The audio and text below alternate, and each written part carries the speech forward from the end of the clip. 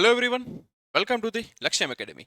આ વિડીયોમાં આપણે ચર્ચા કરીશું કે જે પંચાયત વિભાગમાં ડબલ એઈ સિવિલની જે 350 જેટલી જગ્યા આવી છે એડિશનલ અસિસ્ટન્ટ એન્જિનિયર સિવિલની, તો એ એક્ઝામની તૈયારી કરવા માટે કઈ બુક યુઝ કરવી, શું મટીરિયલ યુઝ કરવું, કેવી રીતે પરીક્ષાની સારી રીતે તૈયારી થઈ શકે છે કઈ બુકમાંથી વાંચીને, એ વસ્તુની આપણે આ વિડીયોમાં આપણે ચર્ચા કરીશું. તો જોઈએ કે ભાઈ જે કંઈ બી 350 જગ્યા આવી છે અધિક મદદનીશ ઇજનેર સિવિલની, જે કોઈ કેન્ડિડેટે ડિપ્લોમા કરેલું છે, ડિપ્લોમા એન્જિનિયરિંગ શેમાં, સિવિલમાં, બરાબર, સિવિલ એન્જિનિયરિંગ જેમણે કરેલું છે, ડિપ્લોમા કેન્ડિડેટ છે, એ અહીંયા અધિક મદદનીશ ઇજનેર એટલે કે ડબલ એઈ એડિશનલ અસિસ્ટન્ટ એન્જિનિયરની 350 જગ્યા માટે એલિજિબલ છે.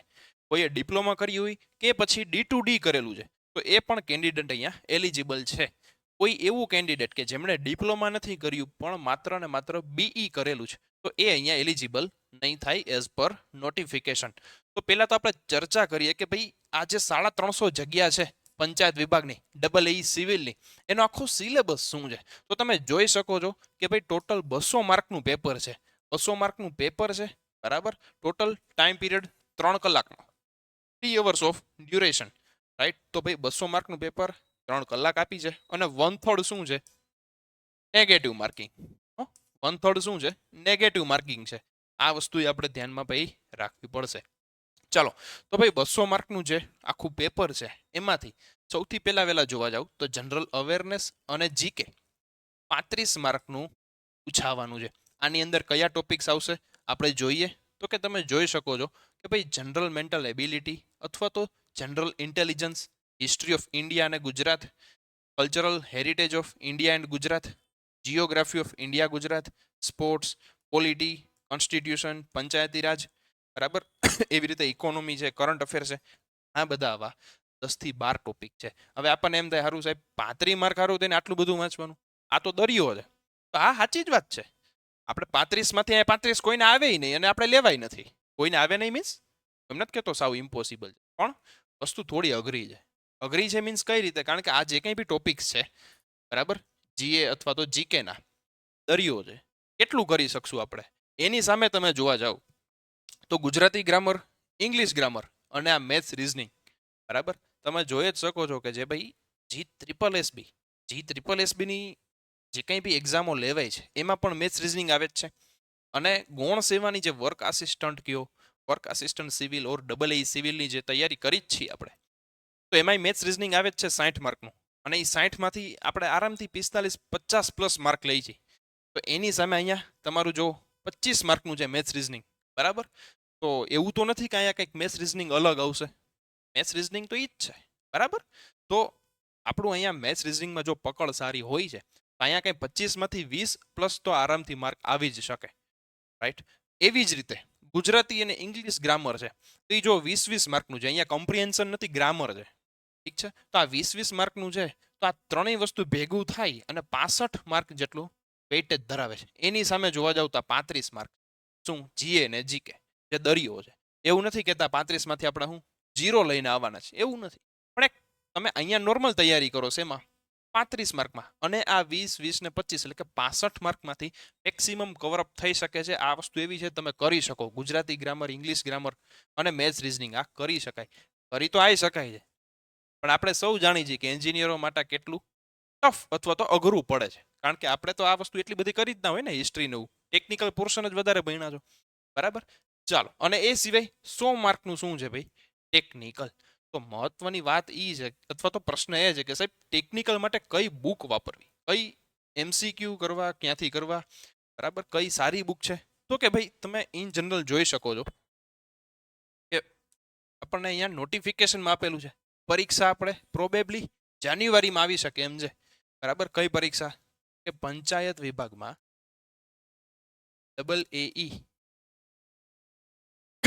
એઈ સિવિલની અપર ક્લાસ 3ની જે અહીંયા જગ્યા છે 350, એ આપણી પ્રોબેબલી જાન્યુઆરીમાં આવી શકે.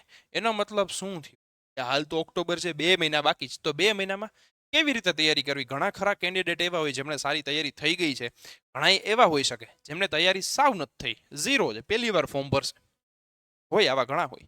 અને અમુક કેન્ડિડેટ કેવા હોય કે જેમને ભાઈ મોડરેટ તૈયારી થઈ છે, ઠીક છે, થોડું ઘણું થયું છે, થોડું ઘણું બાકી છે, અથવા તો પહેલા તૈયારી થઈ હતી, હવે થોડા ઘણા સબ્જેક્ટ્સ ભૂલાઈ ગયા છે, પાછું ટ્રેક ઉપર આવવું પડશે, બરાબર. બધી રીતના કેન્ડિડેટ્સ હોય છે, પણ મહત્વની વાત એ છે કે આ જે પંચાયત વિભાગની 350 જગ્યા છે, ઓલમોસ્ટ પ્રોબેબલી આપણી પાસે 2 મહિના જેટલો તો ટાઈમ છે. જો આપણે એમ સમજી કે ભાઈ જાન્યુઆરીમાં પરીક્ષા આવે તો, બરાબર, તો ભાઈ જાન્યુઆરીમાં એટ ધી બિગનિંગ ઓફ જાન્યુઆરી અથવા એટ ધી એન્ડ ઓફ જાન્યુઆરી ગમે ત્યારે એક્ઝામ આવે, આપણી પાસે ઓલમોસ્ટ અત્યારથી તમે જુઓ તો આખો નવેમ્બર અને આખો ડિસેમ્બર 2 મહિના તો છે. ઠીક છે, પછી એક્ઝામ આગળ પાછળ થાય તો એ થોડી વસ્તુ અલગ છે, આપણા હાથમાં રહેતી નથી. પણ 2 મહિના તમે ધારીને ગણો તો તમે આરામથી ફૂલ ડે જો તમે તૈયારી કરો છો, બરાબર, ડેડિકેટેડલી તૈયારી કરો છો, આરામથી 2 મહિનામાં સિલેબસ પૂરો કરી શકો. શું કામ? કારણ કે આ જીપીએસસીની ક્લાસ 2 ની કે ક્લાસ 1 ની પરીક્ષા નથી. હજુ કહું છું, એટલું બધું ડીપમાં નથી કરવાની જરૂર, ખાલી સિલેક્શન જ મેળવવાનું છે આપણે, બરાબર. કટ ઓફથી માર્ક જ વધારે લેવાના છે. એવું નથી કે કોઈ અહીંયા માસ્ટર કે પીએચડી કરી નાખવાનું છે કોઈ બી એક ટોપિકમાં ઊંડા ઉતરીને, રાઈટ. એટલે કે ક્લાસ 3 લેવલે જે વસ્તુ પૂછાય છે બસ એટલા તમે ડેપ્થમાં જાઓ, આરામથી કરી શકાશે. મેઇન વસ્તુ બુક કઈ વાપરવી, ક્યાંથી પ્રેક્ટિસ કરવી, તો કે ભાઈ આપણે સૌ જાણી જ છીએ કે એમસીક્યુ, બેઝિક એમસીક્યુ કરવા માટે અતુલની બુક કરી છે, બરાબર. હવે પહેલા કેવું થતું કે અહીંયાથી ઘણા ખરા ક્વેશ્ચનો બેઠા જોવા મળી જતા, પણ હવે આપણે એવું નથી કરવાનું કે અતુલની બુક ખાલી અતુલ જ કરી, બરાબર. ખાલી અતુલ કરી મીન્સ તમે થિયરી ન વાંચો અને ને માત્ર અતુલ ઉપર જ ડિપેન્ડેડ રહ્યો, અતુલની એમસીક્યુની બુક ઉપર, તો એ વસ્તુ ખોટી રહેશે. શું કામ? કારણ કે અહીંયા જે 100 માર્કનું ટેકનિકલ આવવાનું છે એવું નહીં થાય પહેલાની જેમ કે હવે બેઠા પ્રશ્નો અહીંયાથી જ આવશે. પણ આ કરવાનું, અતુલ કરવાનું કારણ શું? કે જે કંઈ બી બેઝિક્સ છે, બરાબર, બેઝિક્સ છે એમસીક્યુને લગતા, એ તમારા અહીંયા અતુલમાંથી ક્લિયર થઈ જશે. એના સિવાય બીજી બુક છે તો કે યુવાની, બરાબર, યુવા ઉપનિષદની બુક્સ છે, બરાબર. આ બંને બુક્સ એના માટે છે? એમસીક્યુ સોલ્વિંગ માટે છે. યુવા શું કામ? કારણ કે યુવામાં શું આપેલું છે ઓલરેડી? પ્રીવિયસ યર ક્વેશ્ચન્સ, યુવાઈ ક્યુઝ જ છે ને ભાઈ. યુવાની બુકમાં શું છે બીજું? સિવિલ એન્જિનિયરિંગની યુવાની બુક તમે જોશો તો એમાં પ્રીવિયસ યર ક્વેશ્ચનને જ આપેલા છે, સબ્જેક્ટ વાઇઝ અને બાયફર્કેટ કરેલા છે એક એક ચેપ્ટર વાઇઝ, બરાબર. તો યુવાની બુક કરશો એટલે પીવાય ક્યુઝ બી થઈ જશે, ચાહે ક્લાસ 1 2 3 દરેક લેવલના અહીંયા આપેલા છે. એવી જ રીતે અતુલ શેના માટે છે?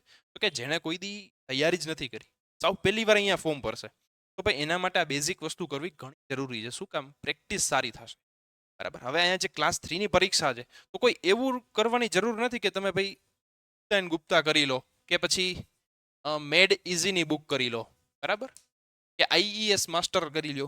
એ બધું ક્લાસ 1 લેવલ કે ક્લાસ 2 લેવલે થઈ ગયું, એટલું બધું પણ ડીપમાં જવાની જરૂર નથી. પણ મેન આ બે બુકને વળગી પડો, અતુલ ને યુવા એમસીક્યુ માટે, બરાબર. અને થિયરીમાં જે કોઈ બી તમારી પાસે મટીરિયલ છે તમે એ મટીરિયલને વારંવાર વાંચે રાખો, રિવિઝન કરે રાખો, એનાથી જ ફાયદો થશે. એવું નથી કરવાની જરૂર કે અહીંયા જે કંઈ અતુલની કે યુવાની બુક હતી એને ગોખી નાખો ને થઈ જશું પાસ, એવું નહીં થાય હવે, બરાબર. એવું થવાની શક્યતા જ નથી, રાઈટ. કારણ કે હવે પહેલાની જેમ પ્રશ્નો બેઠા આવતા નથી. તો એવું નથી કે તમે થિયરી નહીં વાંચો, માત્ર ને માત્ર અતુલ ને યુવા કરી લો, બરાબર, માત્ર ને માત્ર અતુલ અને યુવા કરી લેશો એટલે આપણે પાસ થઈ જશું, એવું નહીં થાય.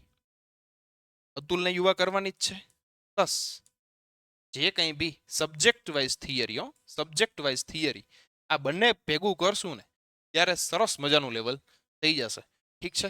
તો બની શકે ભાઈ આપણને ક્વેશ્ચન હોય કે સાહેબ થિયરી માટે અથવા મટીરિયલ માટે, ટેકનિકલ મટીરિયલ માટે શું કરવું, એના માટેની વાત કરું કે ભાઈ લક્ષ્યમ એકેડેમીએ તમારા માટે કોર્સ લોન્ચ ઓલરેડી કરેલો જ છે કે ભાઈ જે GSSB એટલે કે ગૌણ સેવા અને પંચાયત સેવા પસંદગી મંડળ GPSSB બંને વિભાગમાં AAE અને વર્ક આસિસ્ટન્ટ સિવિલ, બરાબર, AAE સિવિલ અને વર્ક આસિસ્ટન્ટ સિવિલ, આની જે કંઈ બી ભરતીઓ આવેલી છે એના માટે ઓલરેડી કોર્સ લોન્ચ કરી દીધો છે. આ કોર્સની અંદર તમને મળશે શું? તો કે ભાઈ જે 3999માં, બરાબર, 4000 રૂપિયામાં તમને રેકોર્ડેડ લેક્ચર્સ મળશે દરેક સબ્જેક્ટના. તમારો જે કંઈ બી સિલેબસ છે, ચાહે ટેકનિકલ હોય કે નોન ટેકનિકલ હોય, દરેકના રેકોર્ડેડ લેક્ચર મળી જશે. કેટલામાં? 4000 રૂપિયામાં. વેલિડિટી કેટલી છે? પરીક્ષા સુધીની. ઠીક છે.